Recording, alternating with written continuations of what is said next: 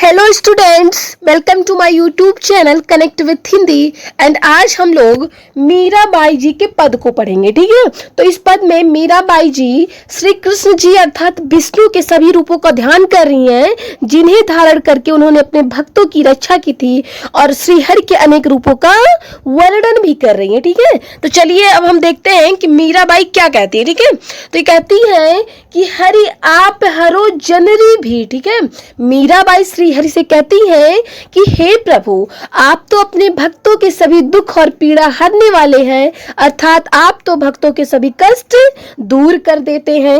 और आगे कहती हैं कि द्रौपदी लाज राखी आप बढ़ायो चीर, भगत कारण रूप नरहरि धर्यो अप्सरी। ठीक है, मीराबाई कहती हैं कि आपने तो द्रौपदी की इज्जत को बचाया और साड़ी को बढ़ाते चले गए, और जिस तरह आपने अपने भक्त प्रहलाद को बचाने के लिए नरसिंह का शरीर धारण कर लिया। ठीक है, और आगे कहती हैं कि बूढ़ तो गजराज राख्यो काटी कुंजर पीर, दास मीरा लाल गिरधर हरो म्यारी भी। ठीक है, मीराबाई कहती हैं कि जिस तरह आपने हाथियों के राजा भगवान इंद्र के वाहन एरावत हाथी को मगरमच्छ के चंगुल से बचाया था, हे कृष्ण, उसी तरह आप इस दासी मीरा के भी सभी दुख को दूर कर दीजिए, अर्थात सभी कष्ट का नाश कर दीजिए। ठीक है, तो ये बात आप समझ गए ना।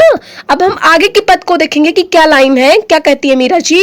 कहती हैं कि श्याम म्यान्हे चाकर राखो जी, गिरधारी लाला म्यान्हे चाकर राखो जी। ठीक है, मीराबाई श्री कृष्ण की भक्ति में इस प्रकार डूबी हुई है कि उनके दर्शन पाने के लिए नौकर बनने के लिए भी तैयार है, और मीराबाई किसी भी तरह से श्री कृष्ण के पास रहना चाहती हैं, फिर चाहे उन्हें उसके लिए नौकर ही क्यों ना बनना पड़े। ठीक है, वो नौकर बनने के लिए भी तैयार है। ठीक है, तो ये लाइन आप समझ गए ना।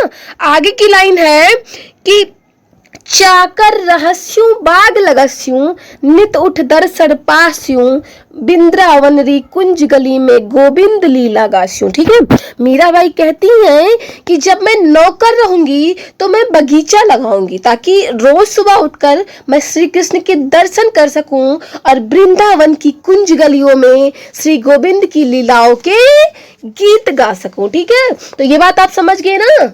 आगे की लाइन है कि चाकरी में दर्शन पास्यूं, सुमरण पास्यूं खर्ची, भाव भगत जागीरी पास्यूं, तीनों बाता सरसी। ठीक है, मीराबाई कहती हैं कि जब मैं नौकर बनूंगी तो इससे मुझे 3 फायदे होंगे। ठीक है, पहला फायदा ये होगा कि हर के दर्शन कर लूंगी, और दूसरा कि मुझे मेरे प्रिय की याद नहीं आएगी, और तीसरा फायदा है कि मुझे भाव और भक्ति की ऐसी संपत्ति मिलेगी जो हमेशा मेरे पास ही रहेगी। ठीक है, अर्थात मेरे भाव भक्ति का साम्राज्य बढ़ता जाएगा। ठीक है, तो ये बात आप समझ गए ना।